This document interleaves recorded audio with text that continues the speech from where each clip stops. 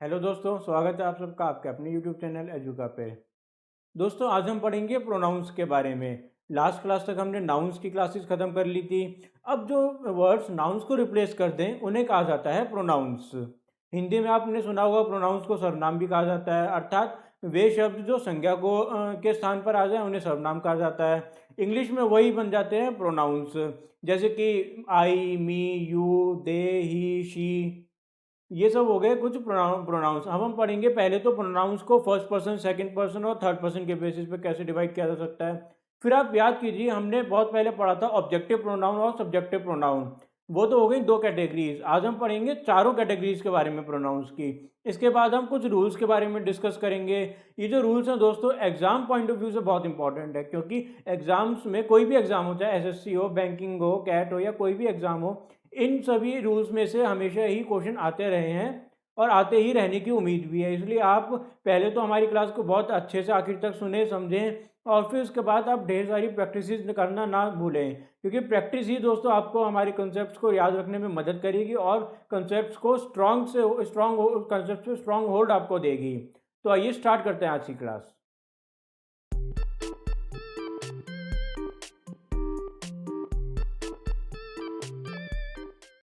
अब हम बात करते हैं फर्स्ट पर्सन, सेकंड पर्सन और थर्ड पर्सन के बारे में। तो फर्स्ट पर्सन के प्रोनाउंस कौन से हो गए, यानी कि मैं या मेरा। जब मेरी बात की जाएगी तो आई, वी। जब सेकंड पर्सन यानी कि आपकी बात की जाएगी, तुम्हारी बात की जाएगी, तो यू, योर। अब थर्ड पर्सन की जब बात की जाएगी, वे, वह, दे, ही, शी, इट। तो ये हो गए तीसरे व्यक्ति की बात करनी है, जब हमें थर्ड पर्सन की बात करनी है हमको। तो ये हमारी फर्स्ट, सेकंड, थर्ड के बेस पे हमने कैटेगराइज कर दिया है हमारे प्रोनाउंस को। अब हम डिस्कस करेंगे ऑब्जेक्टिव, सब्जेक्टिव, पोजेसिव प्रोनाउंस वगैरह के बारे में। आप ये सब नोट कर लीजिए। वैसे तो ये आपको समझ में आ ही गया होगा। तो हम टेबल बनाते हैं। सबसे पहले हम रखते हैं हमारे सब्जेक्टिव प्रोनाउन को टेबल में। फिर उसके बाद की हम रखते हैं ऑब्जेक्टिव प्रोनाउन। आपको याद आ रहा होगा दोस्तों, हमने सब्जेक्टिव और ऑब्जेक्टिव प्रोनाउन पहले 2-3 बार डिस्कस कर चुके हैं, और वही चीज़ है, इन दोनों में कुछ भी नया नहीं है। नए बस दो नई कैटेगरीज यहाँ पर आ रही हैं, पोजेसिव। दोनों ही कैटेगरीज दोस्तों पोजेसिव की ही है। अंतर भी बहुत ज़्यादा नहीं है, थोड़ा सा ही अंतर है। पोजेसिव एडजेक्टिव्स और पोजेसिव प्रोनाउंस। पहले हम अपना सब्जेक्टिव और ऑब्जेक्टिव प्रोनाउंस को ही रिवाइज कर लेते हैं। आई, यू, इट, ही, शी, दे। ये हो गए हमारे सब्जेक्टिव प्रोनाउन। अब इनका ऑब्जेक्टिव क्या हो जाएगा? मी, यू। इट का भी इट ही रहता है, यू का भी यू ही रहेगा। ही का क्या हो जाएगा? हिम। शी का हर। दे का देम। अगर कोई एग्जांपल हम देखें तो आई टॉट। आई क्योंकि सब्जेक्टिव है तो फिर इसलिए आई का यूज हुआ है, नहीं तो अगर ऑब्जेक्टिव होगा तो मी का यूज होता। आई टॉट हिम आएगा या ही आएगा? अब यहाँ ऑब्जेक्ट की बात की गई है तो ऑफकोर्स हिम आएगा। Him English. अब अगर हम सब्जेक्ट में ही को लाते हैं तो ही लाएंगे, ना कि हिम लाएंगे। He asked. दे का क्या हो जाएगा वो ऑब्जेक्टिव? हमने यहां लिखा हुआ है देम। Them a question. तो ये आपने देखा कि कैसे सब्जेक्टिव का यूज़ किया हमने और कहाँ पर ऑब्जेक्टिव प्रोनाउन का यूज़ किया। ये हो गया हमारा सब्जेक्टिव और ऑब्जेक्टिव। अब हम बात करेंगे पोजेसिवनेस की। ये जो पोजेसिव एडजेक्टिव और पोजेसिव प्रोनाउन है, इनका मतलब क्या है, कहाँ ये यूज़ होते हैं? तो दोस्तों जब ये दोनों बताए, जब नाउन के साथ में आते हैं ये दोनों, और जब ये दोनों नाउन के ऊपर ज़्यादा जोर दिया जा रहा हो, तब ये इनका इस्तेमाल होता है। बस अंतर इतना सा है कि एक नाउन से पहले लगता है, दूसरा नाउन के बाद में। अर्थात नाउन को रिप्लेस नहीं कर रहे हैं ये दोनों मदद कर रहे हैं हमारी नाउन के ऊपर ज़्यादा जोर डालने में। तो इतना सा हमको ध्यान रखना है कि अगर नाउन से पहले आ जाता है प्रोनाउन तो हो जाएगा पॉजिटिव एडजेक्टिव, और अगर नाउन के बाद आ रहा है प्रोनाउन तो हो जाएगा पॉजिटिव प्रोनाउन।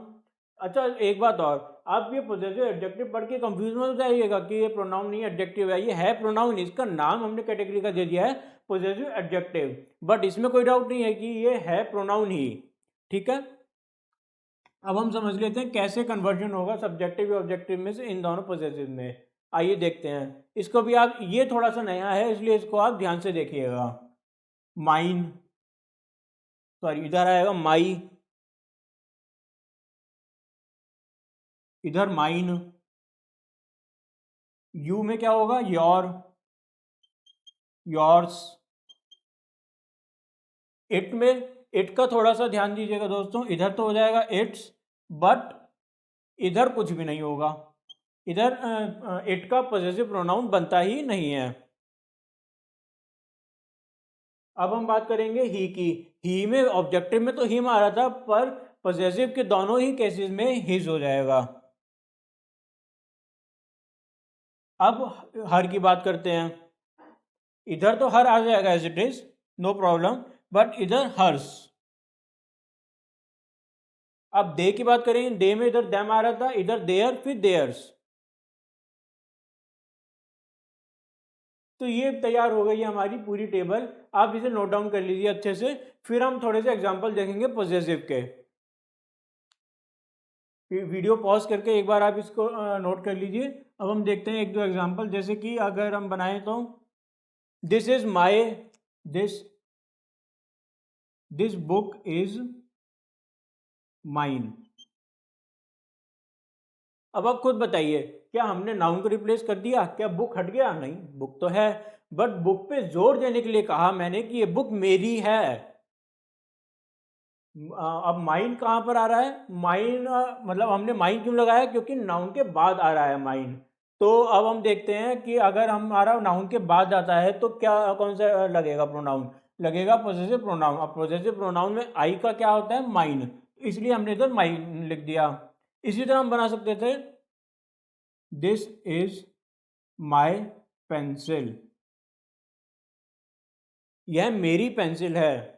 माई क्या हुआ इधर? माई अब नाउन से पहले आ रहा है और पॉजेसिवनेस बता रहा है। जैसे इधर था ना कि बुक मेरी है, तो पेंसिल, ये जो है ये पेंसिल मेरी है, मैं किसी को नहीं दूंगा, तो ये पॉजेसिवनेस बता रहा है। तो माई क्या हो, अब आई का जब माई में कन्वर्ट कर रहे हैं क्योंकि पॉजेसिव एडजेक्टिव आ रहा है इधर। अच्छा एक और बात ध्यान दीजिए दोस्तों, अब मैंने आपसे कहा था कि नाउन को रिप्लेस नहीं कर रहे हैं हम, बट एक्चुअली हम इधर बुक वाले नाउन को रिप्लेस नहीं कर रहे हैं। इधर हम जिस चीज़ के ऊपर अपनी पॉजिटिवनेस दिखा रहे हैं ना, उस नाउन को नहीं रिप्लेस कर रहे हैं, हम खुद को एज अ पर्सन हम अपने आप को रिप्लेस कर रहे हैं इधर।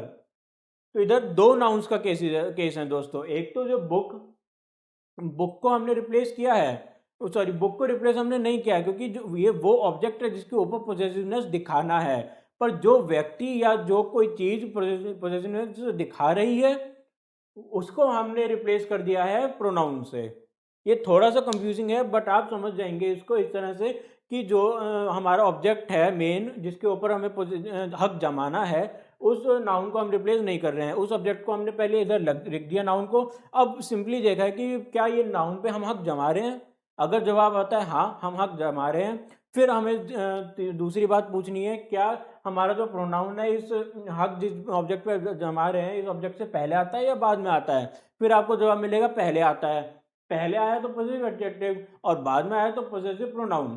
सिंपल सी बात ये है। अब हम देखते हैं कुछ रूल्स।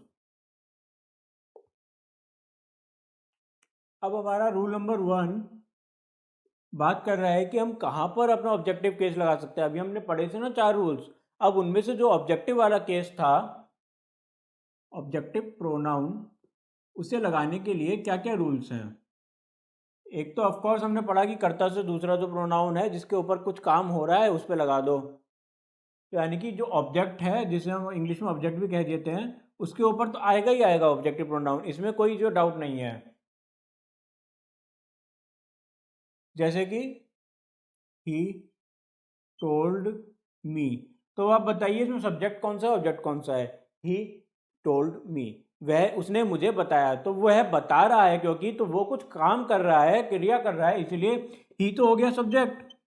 और मी जिसे बताया जा रहा है, जो कुछ काम नहीं कर रहा, बस चुपचाप सुन रहा है, तो वह हो गया ऑब्जेक्ट। तो अब क्योंकि यहाँ पर ऑब्जेक्ट आ गया, तो इसलिए हमने ऑब्जेक्टिव प्रोनाउन लगा दिया। और आई का ऑब्जेक्टिव क्या होता है? ऑब्जेक्टिव प्रोनाउन मी, माइन या माई नहीं, ध्यान रखिएगा मी। ये हमने टेबल बनाई है, उससे आप देख सकते हैं कि आई का ऑब्जेक्टिव प्रोनाउन मी होता है। एक और देखते हैं, शी आस्क्ड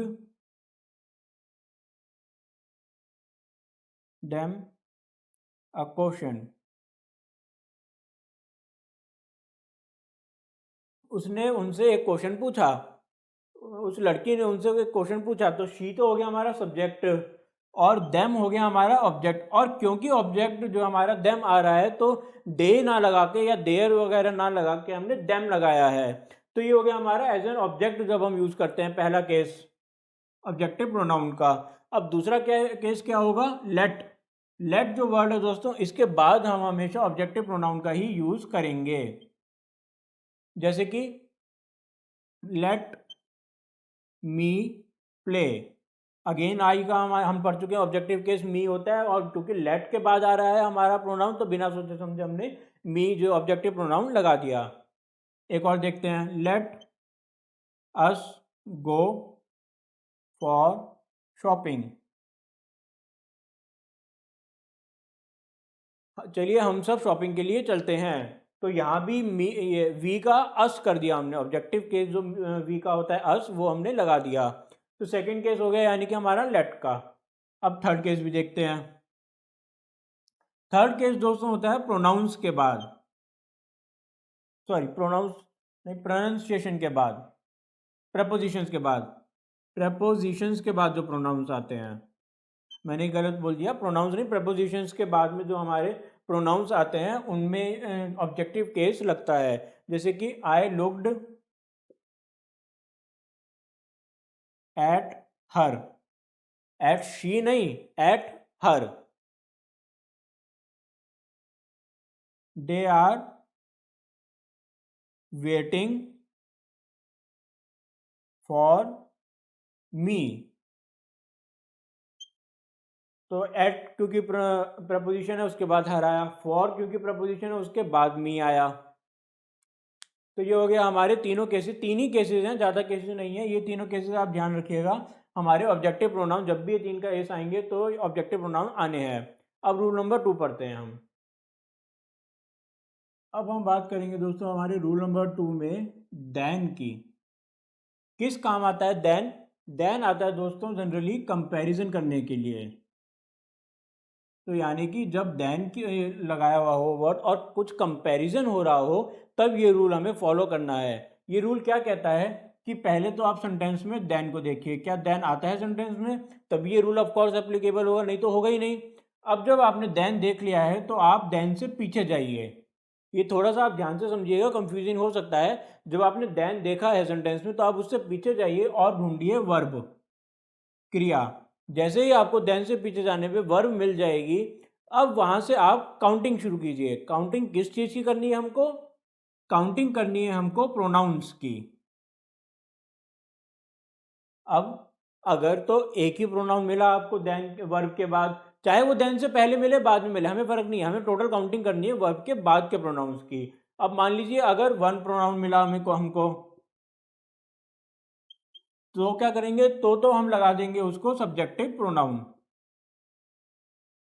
और तो अगर आप मान लीजिए हमें मिल गए एक से ज़्यादा, मोर देन वन प्रोनाउंस, तब क्या लगाएंगे हम?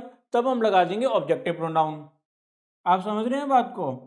ये बात आपको थोड़ा सा रटने वाली बात हो गई कि भैया देन के बाद में देखो, देन से पहले वर्ब कौन आ रहा था, वर्ब के बाद में प्रोनाउन गिनते जाओ, एक दो तीन जो भी आ रहे हैं। अगर तो आपको दिखे सिर्फ एक ही प्रोनाउन, तो सब्जेक्टिव प्रोनाउन, अगर एक से ज़्यादा दिख जाएं तो हो गया हमारा ऑब्जेक्टिव प्रोनाउन। सिंपल सा केस है। अब एग्जाम्पल के माध्यम से हम देखते हैं। ही इज टॉलर देन मी।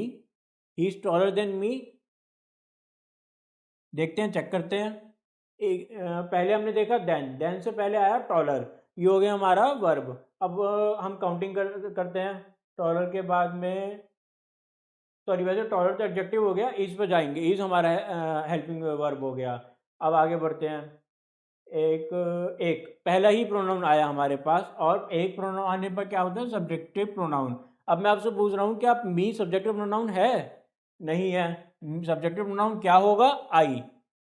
या फिर ये कहता हमें he is taller than me and her, वह लंबा है मुझसे भी और उस लड़की से भी। तब तो ठीक था शायद। क्यों? क्योंकि दो प्रोनाउन आ गए, मी और हर, और दो प्रोनाउन आने पर ऑब्जेक्टिव प्रोनाउन लगता है। तो ये देखा आपने कि कैसे आई का भी हमें मी बनाना पड़ गया जब साथ में हर आ गया। तो एक और एग्जांपल देखते हैं। She is more intelligent then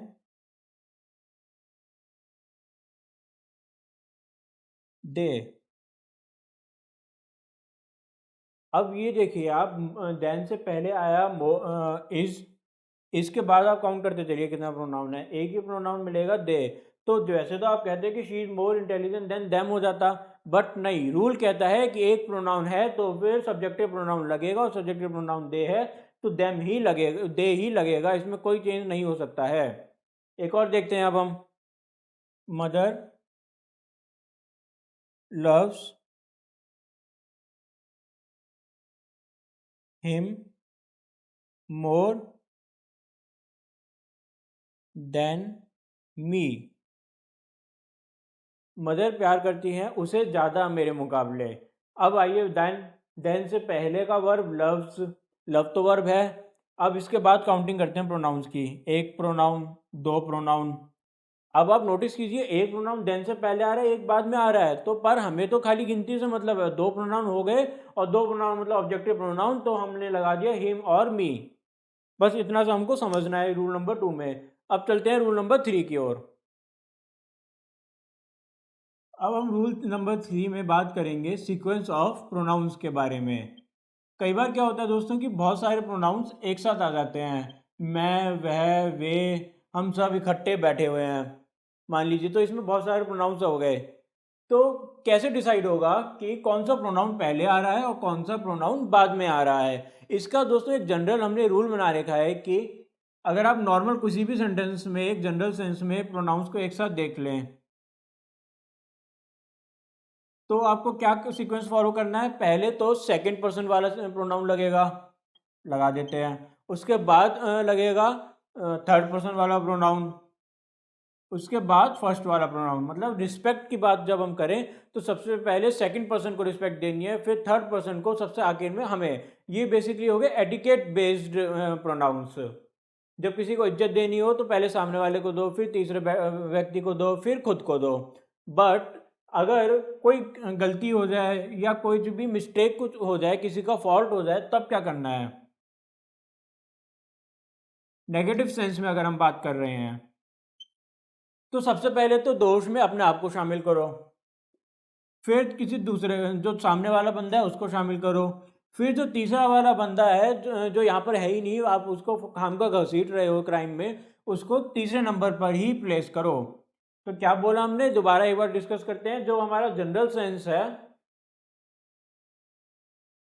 उसमें तो सबसे पहले सामने वाले को रखा जाएगा, यानी कि इज्जत दे रहे हैं सामने वाले को, फिर तीसरे बंदे को इज्जत दी जाएगी, फिर बाद में हमारी बात की जाएगी। और जो अगर कोई गलत बात हो रही है, कोई नेगेटिव सेंस है या कोई गलती हो गई है, तो उसमें सबसे पहले तो हम खुद को सामने रखेंगे, फिर सामने वाले को सामने रखेंगे, और फिर जो तीसरा बंदा है उसे रखा जाएगा लास्ट में। जैसे कि यू सेकंड पर्सन, फिर they and I have completed the homework, completed the project, या फिर भाई कंपनी ने 3 एम्प्लॉयज़ को प्रोजेक्ट, कुछ बहुत सारे एम्प्लॉयज़ को प्रोजेक्ट दिया, तो अब हमने बता रहे हैं भाई कि ये प्रोजेक्ट पूरा हो गया है। तो कैसे बताया, पहले हमने कहा इसने, फिर उन सब ने, फिर मैंने, हम सब ने मिलकर प्रोजेक्ट पूरा किया। कैसे, पहले इन्होंने किया, सामने वाले व्यक्ति ने, तुमने किया, फिर इन सब ने उसमें योगदान दिया, फिर मैंने योगदान दिया। ये हो गए रिस्पेक्ट देने वाली बात। But I, you and they have destroyed the project, destroyed the project's objective। अब पहले तो हमने बोल दिया था चलो भाई बढ़िया हो गया, मजा आ गया, कंप्लीट कर दिया हमने प्रोजेक्ट, तब तो हमने रख दिया आखिर में। अब हमने क्या कर दिया, प्रोजेक्ट तो कंप्लीट हो गया, बट इसका जो ऑब्जेक्टिव था ना वही हमने डिस्ट्रॉय करके रख दिया, पूरा प्रोजेक्ट का नाश करके रख दिया हमने। जब हमने कुछ गलत कर दिया है तो हमने अपने आप को सामने रखा, फिर सामने वाले को बोला, फिर किसी बाकी जो तीसरे बंदे थे उन सबको बाद में लास्ट में लेकर आए हम। यही हो गया हमारे इंग्लिश के एटिकेट्स, इन्हें कहा जाएगा कि प्रोनाउंस में हमने जनरल सेंस में और नेगेटिव सेंस में अलग अलग नियम बना रखे हैं, किसको कब सामने रखना है। जैसे कि I, you and she is at fault, मैं, वो और वह, मैं, तुम और वह गलती पर हैं, या फिर कहें हमने गलती, हम तीनों ने मिलकर गलती कर दी है, ये कुछ। तो ये इधर भी हमने शी को जो थर्ड पर्सन लास्ट में रखा, आई को पहले यानी कि मुझको पहले रखा, यू को तुमको यानी कि दूसरे नंबर पर रखा। ये हो गया हमारा रूल नंबर 3। अब हम बात करते हैं रूल नंबर 4 यानी कि रिफ्लेक्सिव प्रोनाउंस की।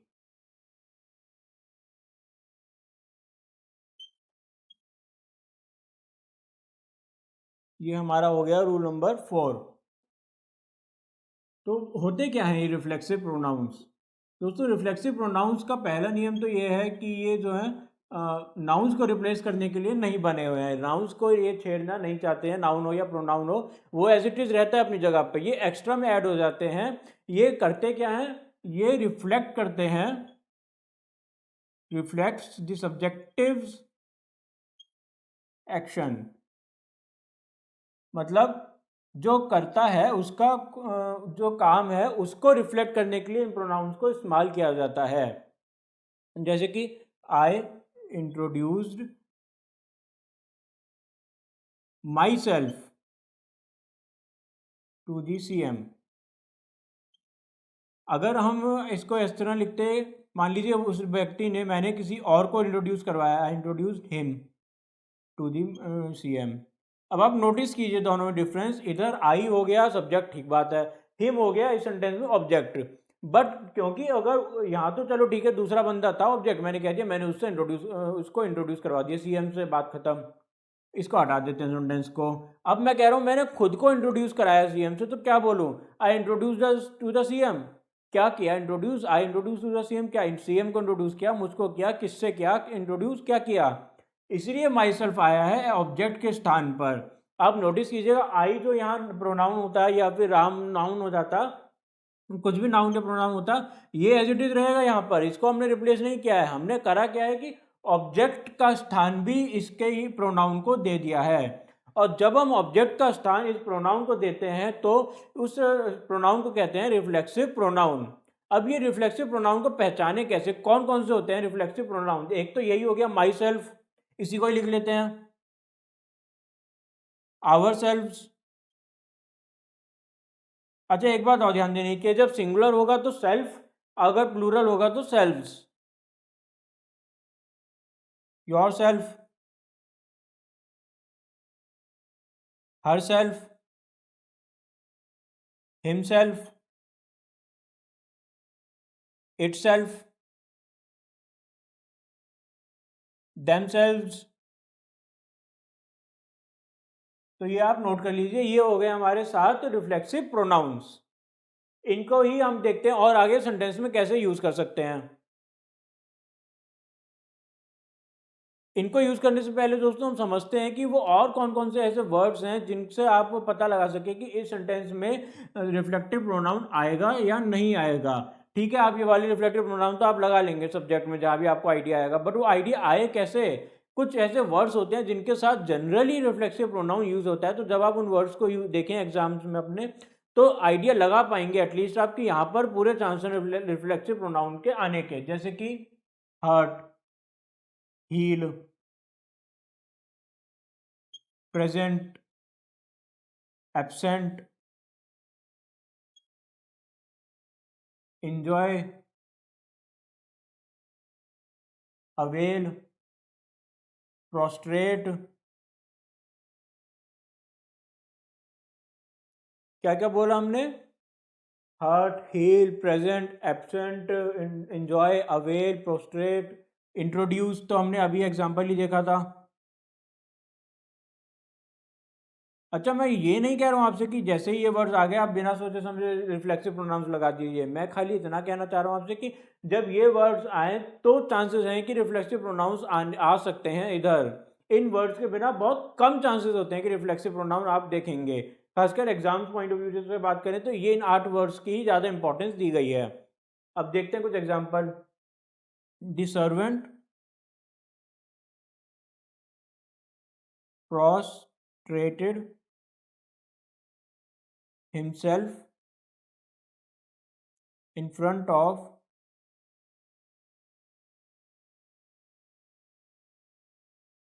the house owner who returned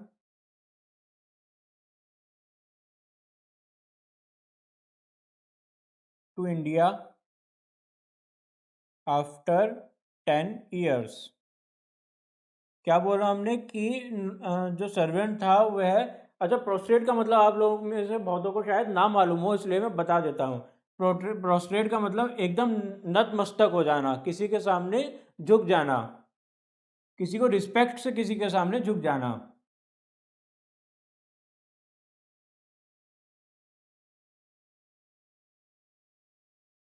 ये आप थोड़ा सा ध्यान रखिए, वोकेबलरी में ये वर्ड काम आ जाएगा। तो हमने कहा कि सर्वेंट जो है उसने खुद को नतमस्तक कर दिया घर के ओनर के सामने जब वह 10 साल बाद इंडिया लौटा। अब इसी तरह एक और अगर हम देखें, I hurt myself in ankle. Ankle में मैंने खुद को ही चोट मार ली, खेलते खेलते लग गई होगी या किसी भी गलती से लग गई होगी, बट मैंने खुद को चोट मार ली। Yesterday night I went to party and enjoyed myself। कल रात को मैं पार्टी में गया और मैंने खुद बहुत इंजॉय किया। हमने बोला था आपको कि इंजॉय के साथ में भी रिफ्लेक्सिव प्रोनाउन आता है, तो इधर हमने लगा दिया। हम ये बिल्कुल नहीं बोल रहे हैं कि कंपलसरी आएगा, बट हमने आइडिया लगाया कि हो सकता है आ जाए, अगर आ रहा है तो गलत नहीं है। तो वही हमने कहा कि हमने इधर लगा दिया है और ये गलत नहीं है किसी भी सेंस में। तो ये हो गया हमारा रूल नंबर 4। अब हम रूल नंबर 5 के बारे में पढ़ते हैं, रिलेटिव प्रोनाउंस। अब आप लोग जो है रिलेटिव प्रोनाउन और रिफ्लेक्सिव प्रोनाउन में कंफ्यूज मत हो जाइएगा। अभी तक हमने रिफ्लेक्सिव प्रोनाउन के बारे में पढ़ा था रूल नंबर 5 में, यहाँ से हम पहली बार रिलेटिव प्रोनाउन की बात कर रहे हैं। रिलेटिव प्रोनाउन जो किसी नाउन को, दो प्रोनाउंस को आपस में जोड़ने की या दो नाउन्स को आपस में जोड़ने की कोशिश करे। जैसे कि आपने सुना होगा हु, विच, दैट, ये 3 ही हैं हमारे रिलेटिव प्रोनाउन और कोई नहीं है, इसलिए आप ज़्यादा कंफ्यूज ना हो। अब हमें सीखना क्या है कि इन तीनों के यूज़, एक आध और है वो भी हम डिस्कस करेंगे, इन तीनों के यूज़ कैसे करने हैं। जैसे कि हु यूज़ होता है सिर्फ पर्सन के पर्सपेक्टिव में, विच यूज़ होता है बाकी पर्सन के अलावा जो भी हमारे थिंग्स, ऑब्जेक्ट, एनिमल। अब डैट में समझने की बात है कि डैट जो है ना, ये अच्छा दोस्तों ध्यान देना है कि एग्जाम में आता है, क्योंकि डैट जो है ये सब केसेस में यूज हो जाता है, चाहे पर्सन हो या फिर थिंग हो, कोई ऑब्जेक्ट हो, एनिमल हो, बट कुछ कंडीशंस हैं तो डैट को लगाने के लिए। वो क्या कंडीशंस हैं आइए देखते हैं। सबसे पहले या तो वो भाई सुपरलेटिव डिग्री हो, उस सेंटेंस में किसी सुपरलेटिव डिग्री की बात की गई हो, या फिर ऑल वर्ड आ रहा हो, नन वर्ड आ रहा हो, ओनली वर्ड आ रहा हो, या फिर सेम वर्ड आ रहा हो,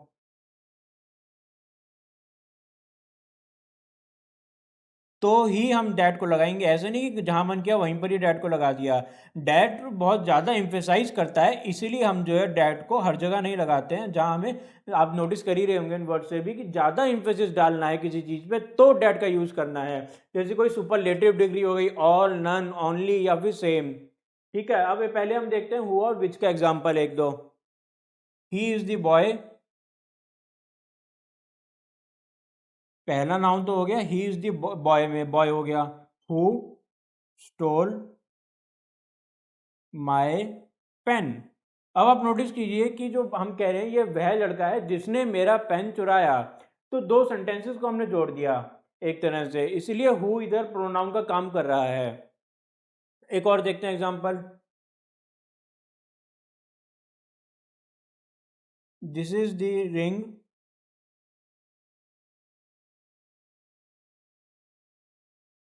विच आई वॉन्टेड टू बाय। यह वह रिंग है, वह अंगूठी है जो मैं खरीदना चाहता हूँ, खरीदना चाहता था।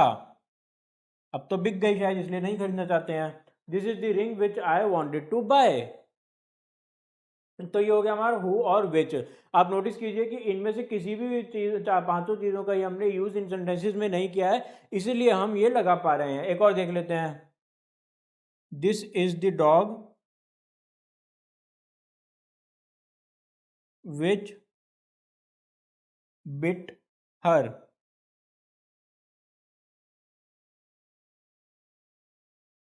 नोटिस कीजिए डॉग एनिमल है और एनिमल के साथ में विच आता है, इसलिए हमने यहाँ पर विच का यूज किया है, हु का यूज नहीं किया है। और डैट के स्पेशल केसेस तो अगेन इस सेंटेंस में भी नहीं आ रहे हैं। अब हम डैट के स्पेशल केसेस की ही बात कर लेते हैं। जैसे कि अगर हम बात करें तो ऑल दैट, आपने सुना ही होगा, all that glitters is not gold. All that glitters, all यहां पर यूज हो गया तो इसीलिए हम क्या करेंगे, दैट का यूज कर देंगे। All that glitters is not gold. और क्या बना सकते हैं हम, she is the only girl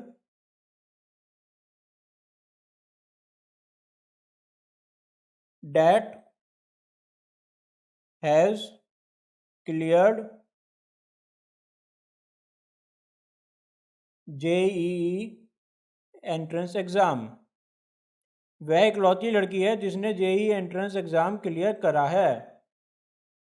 आप नोटिस कीजिए ओनली आ गया, इधर ऑल आ गया, इसीलिए हम डैट और इधर भी डैट लगा रहे हैं। अगर एक और एग्जांपल देखें तो नन ऑफ दी, नन इधर आ गया दोस्तों, none of the students in the class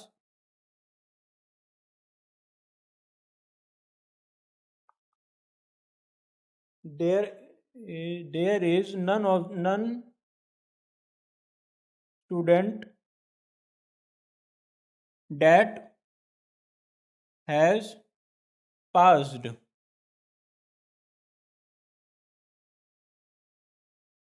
there is none student that has passed in the class. तो ये हो गया हमारा, क्योंकि नन आ गया तो डैट का यूज कर दिया हमने। अब एक और देखते हैं रिफ्लेक्सिव नाउन। ये तो हो गए हु विच डैट के बीच का डिफरेंस। अब हम समझेंगे हु और हुम के बीच में क्या डिफरेंस होता है। अब ये रूल नंबर 6 में बात की जा रही है दोस्तों, हु वर्सेस हुम की। अब इसका क्या रूल है कि अगर तो WH वर्ड, चाहे हु हो या हुम हो, इसके बाद जो वर्ब आता है हमारा, यानी कि जो भी एक्शन कर रहा है, अगर वो एक्शन किया जा रहा है, अगर वो एक्शन सब्जेक्ट के द्वारा किया जा रहा है तब तो आ जाएगा हु।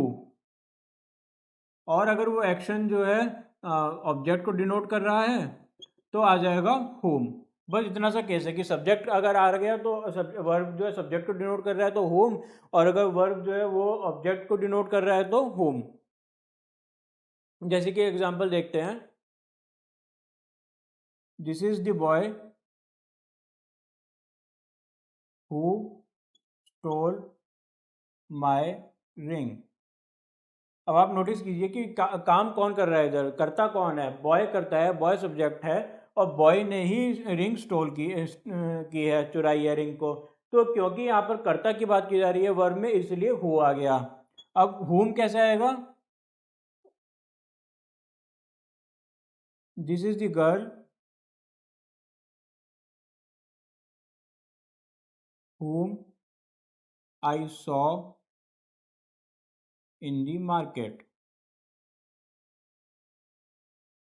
अब एक बात आप बताइए कि यहाँ पर क्या गर्ल कुछ काम कर रही है, यहाँ पर काम कौन कर रहा है, दिस इज द गर्ल हुम आई, कोई दूसरा, मैं काम कर रहा हूँ। जबकि यहाँ यहाँ पे तो पहले से हुम से पहले गर्ल की बात की जा रही थी, तो अचानक से मैं कहाँ से आ गया, यानी कि गर्ल को हमने ऑब्जेक्टिव बना दिया, क्योंकि काम तो वही मैं कर रहा हूँ, काम तो करता है यानी कि सब्जेक्ट करता है। तो यहाँ पर ऑब्जेक्ट तो गर्ल ऑटोमेटिकली बन गया, और क्योंकि हुम जो गर्ल को दर्शा रहा है, इसलिए हुम आएगा ना कि हु। या मैं आपको फिर से बता देता हूँ, अगर जो हमारा WH वर्ड है उसके बाद जो वर्ब है, अगर WH वर्ड वाले पहले नाउन से या प्रोनाउन से जो व्यक्ति है उसी को रिप्रेजेंट कर रहा है, उसी के एक्शन को, तब तो आ जाएगा हो, यानी कि वो हमारा सब्जेक्ट हो गया। और अगर किसी दूसरा ही बंदा, कोई दूसरा ही बंदा काम कर रहा है और जो पहला वाला वर्ड है WH वर्ड से, उसको हमने बना दिया ऑब्जेक्ट, तो आ जाएगा होम।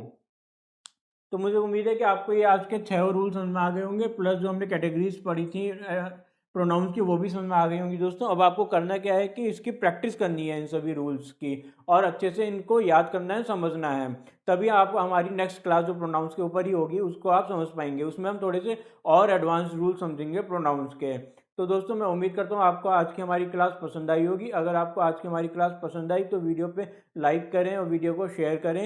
साथ ही अगर आपको कोई डाउट है या आप हमें कोई सजेशन देना चाहते हैं तो हम वीडियो के नीचे कमेंट कर दें। और अगर दोस्तों अगर आपने अभी तक हमारी वीडियो को सब्सक्राइब नहीं किया है तो प्लीज़ वीडियो को सब्सक्राइब करें और साथ ही दिए गए बेल आइकन पर क्लिक कर दें, ताकि हमारी टाइमली अपडेट्स आपको मिलते रहें। Thank you.